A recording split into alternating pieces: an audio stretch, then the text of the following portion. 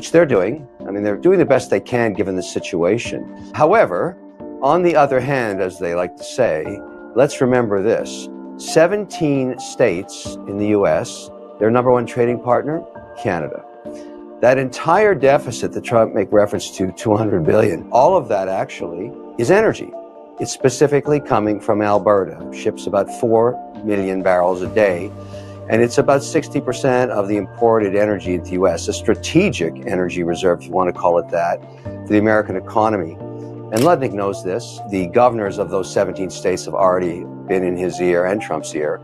So, you really can't use tariffs in this particular situation the way they were used in Colombia over the last weekend, because you're just damaging the entire U.S. economy in a pretty material way. So my guess is some last-minute negotiation is going to occur to offset this, because the Canadian-U.S. relationship is unique. There's nothing like it. The real issue is the northern border. So probably what happens, the real negotiations are going to wait until the federal election in Canada, which could be as much as 80 days away. It really depends when the idiot king needs to leave. He hasn't decided when he wants to do it yet, but hopefully that's soon. This is where it really boils down to ask yourself, what is in the mind of the idiot king? Why is he doing this to his own people? Why? He has no chance of surviving this election in any leadership role. He knows that. The party has basically kicked him out.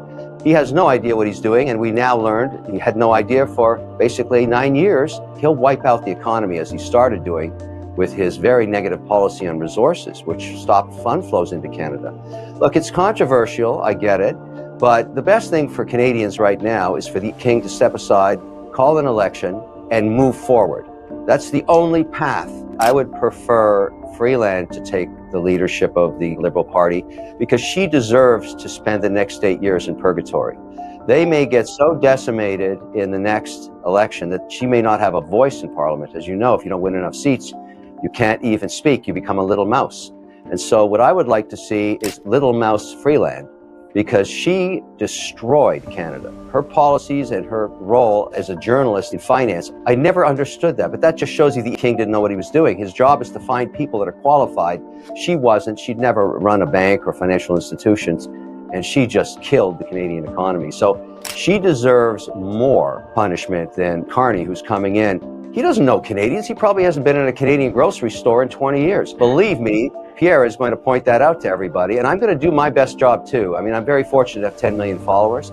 With Trump, after 12 years, you have to understand there's a fair amount of controversy, bluster, controversial statements. We knew during the campaign that he was going to try and control the Fed. That's impossible under the American Constitution. It's not going to happen.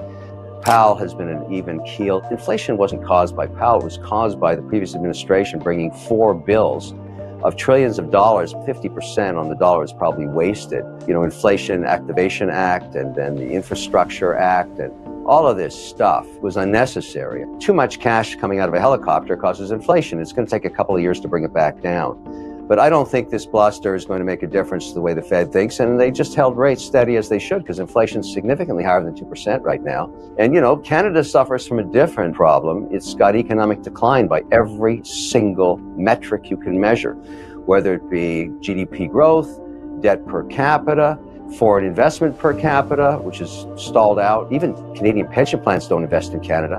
Prudent move is to do nothing, which is what he did. He basically said that in his remarks. He doesn't know the impact of tariffs. I mean, if they were really going to tariff Canada 25%, that would devastate 17 states.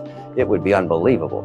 And so my guess is between Ludnick, probably the new Canadian ambassador from the U.S. who's just taking residency this week, I think, and direct communication with Trump, some arrangement will be made, because there's too much to lose on both sides. And even if the tariffs are put in place for a few weeks, it's not going to have an economic impact while these arrangements. But unfortunately, what I would, and I speak to this publicly and certainly on social media, I would prefer if Trump and the administration gave Canada a chance to get its act together, to remove the idiot king and put leadership that has a 4-year mandate in place, so the same way that Trump has. He has a majority mandate. I anticipate that Pierre Poilievre will get a majority mandate, and it will be a leader that will be in place for at least 4 years.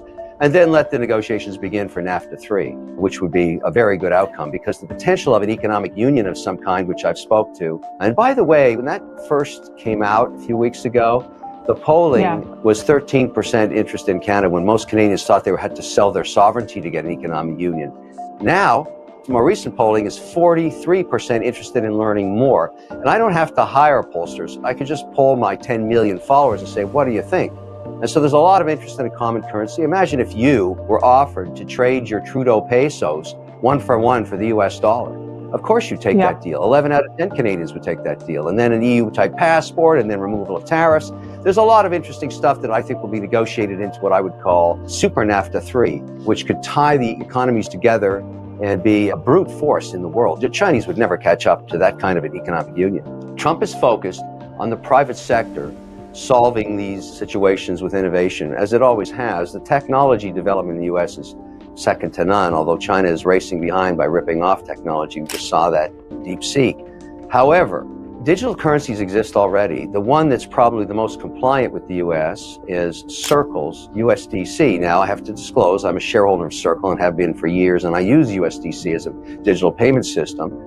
But the amount of innovation put into that platform far exceeds what the government's going to do. If you want innovation, you don't go to the government for that. So what you do is you put a mandate out and say, look, if you can guarantee a 1-for-1 digital currency, you don't just give it all to Circle, you let it be a competition. If others can bring that forward and be compliant with the SEC and the CFTC, the regulator of commodities, then you would allow a competition to occur and we would end up with a digital currency that's compliant and used globally, which I think is going to happen. That's my bet on investing in Circle. And also, I might want to add that this has really buoyed the Canadian market. Obviously, you know, I'm an investor in WonderFi. My investment thesis was Trump would come in and start to clarify regulation. Well, it's also clarifying regulation in Canada. The reason I'm such a large shareholder of WonderFi is I anticipate in the not too distant future, it's a speculation on my part, is that the Canadian banks are going to want to offer Bitcoin to their clients without it leaving the balance sheet of the bank. And the only way to do that is a closed circle technology where the exchange, in the case of the largest exchange with 1.7 million accounts now, is WonderFi. It consolidated the Canadian market and nearly $2 billion in assets, primarily Bitcoin. So you could actually have an account at any Canadian bank and hold Bitcoin and have it on your bank statement and have total liquidity and price transparency using the platform of WonderFi. And I speculate that's why the stock has had such a big run in the last few weeks.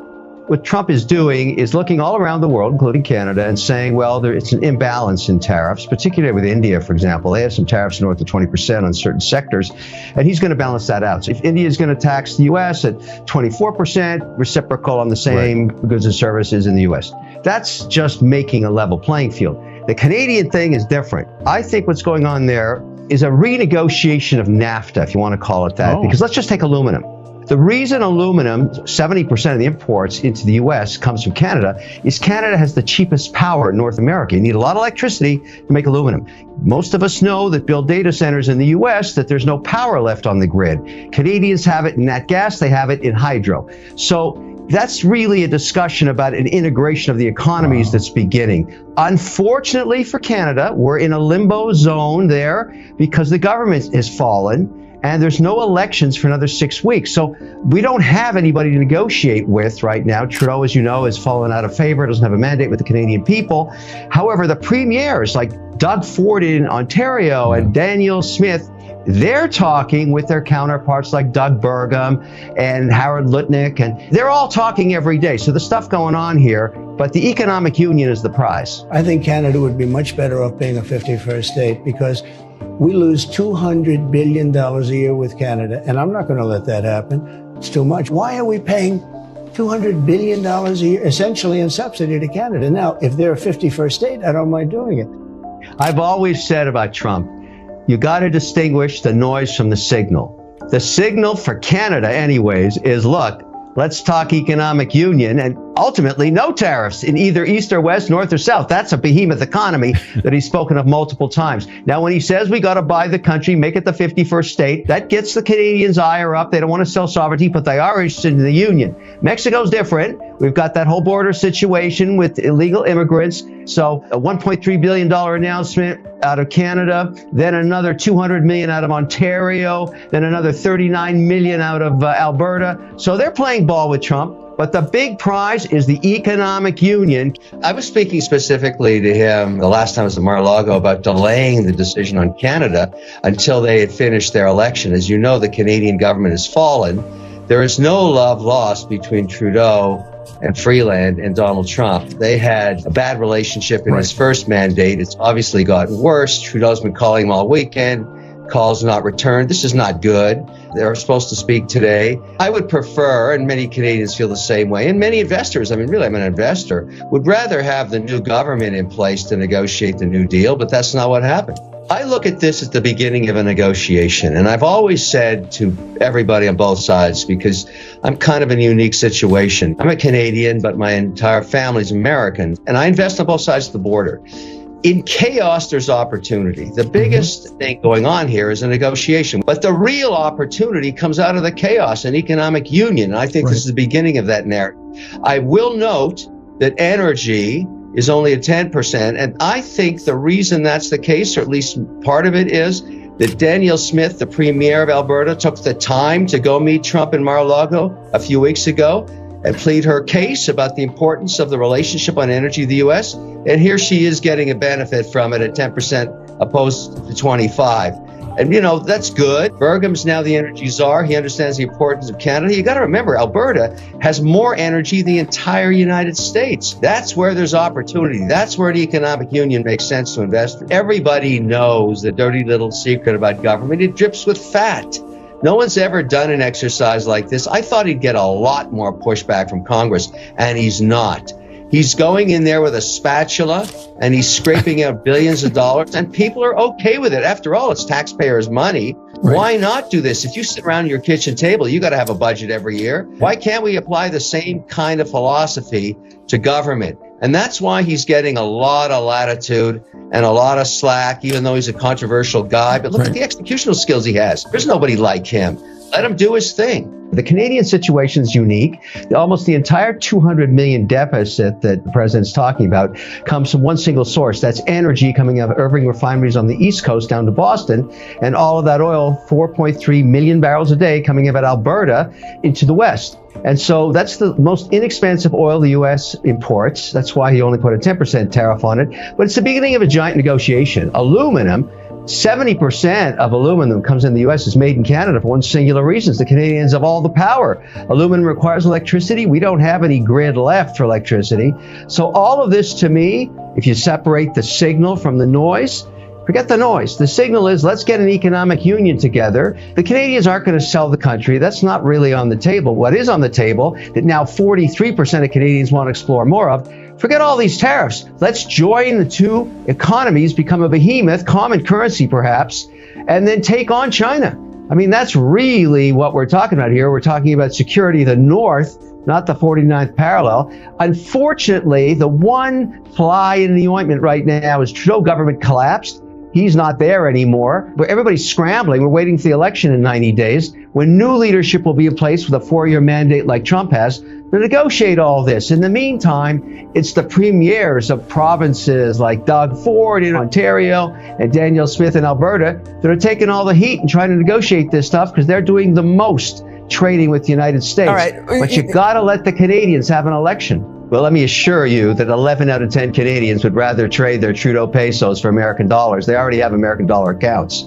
Trudeau has wiped out 41% of their net worth in the last 9 years. They want an economic union because it's good for business. Everybody understands that. The two countries are so intertwined, and they both believe in democracy and free speech and freedom and all the rest. And they fought in all the world wars. It's the beginning of a negotiation. Complete independence and security on energy. Alberta has 5 times more oil and gas than the entire United States. Complete security on aluminum, all of the incredible resources Canada has with only 41 million people there, and access to it in a free flow, no tariffs. And that would become a behemoth, huge economy.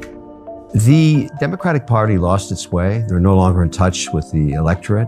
There was a certain arrogance they had, and I think the problem started when Biden left the ticket, because in the democratic process, usually you have a convention, and so you start from scratch, And that process weeds out any weakness in candidates. If they have an inability to articulate their position, for example, or they're not able to debate their colleagues or whatever. But the other advantage of the convention, and there's been many very famous conventions back as far as the 40s, 50s, and 60s, is that the party realigns itself with a new message because it's trying to figure out what's the best candidate for the times. And they also get a tremendous amount of press, almost 5-6 weeks of press. That's not what happened here. What occurred was, I don't know if you want to call them the party elite, but the Pelosi's, the Schumers, the Obama, the deep even state, some movie stars, they said, well, we're going to anoint Harris. And that was a mistake. Harris, a very fine person, I'm sure, has never won anything. And last time she tried this, she didn't get a single delegate. So in 2020 and 2019, she failed. 2020, she failed. She failed again in 2024. The analogy I think is best serving this thing is the Super Bowl of all political contests on earth is the American presidential election. There's no greater political event on earth.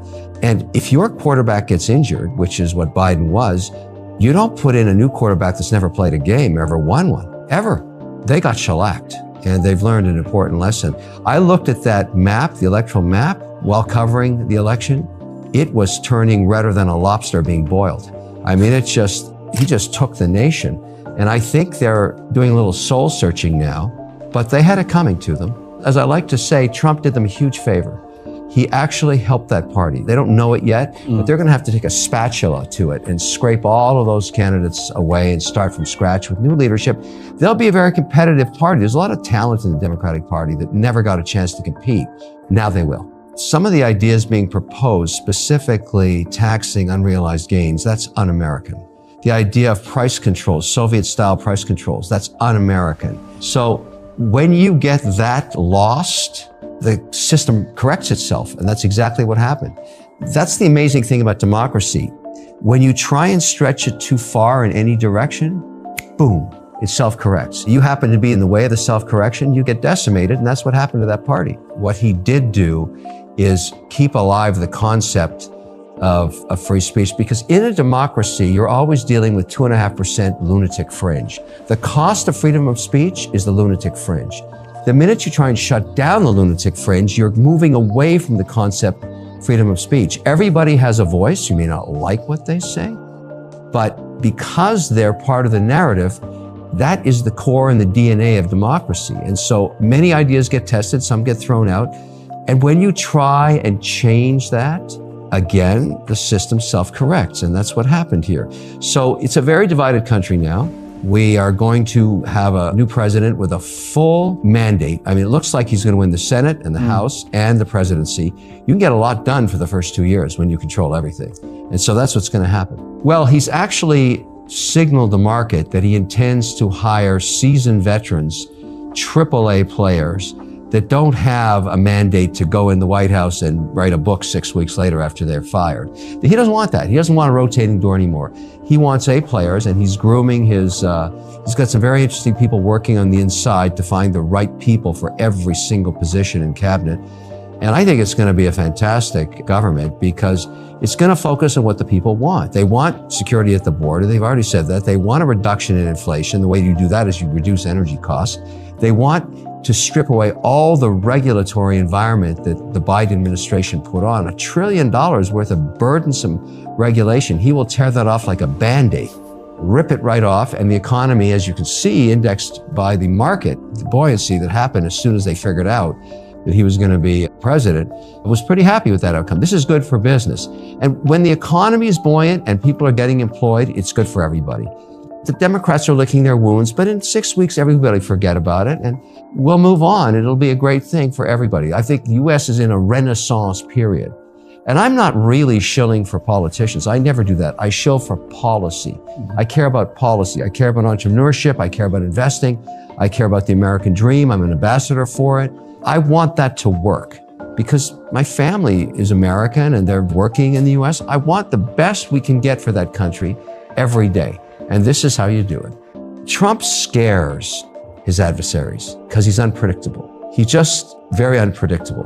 When you know what your adversary is going to do all the time and they signal it to you beforehand, you're not scared of him anymore. They're scared regardless of Trump. And that's, excuse my French, but that's basically how it works. That's why you're seeing all these guys saying, oh, we want to have peace now. No, we want to stop, because he's very unpredictable. So in the case of China, squeezing the supreme leader to the table is a good thing. So I would like to go to 400% tariffs, because I do business in China. They don't play by the rules. Tariffs are temporary. They're a negotiating tactic.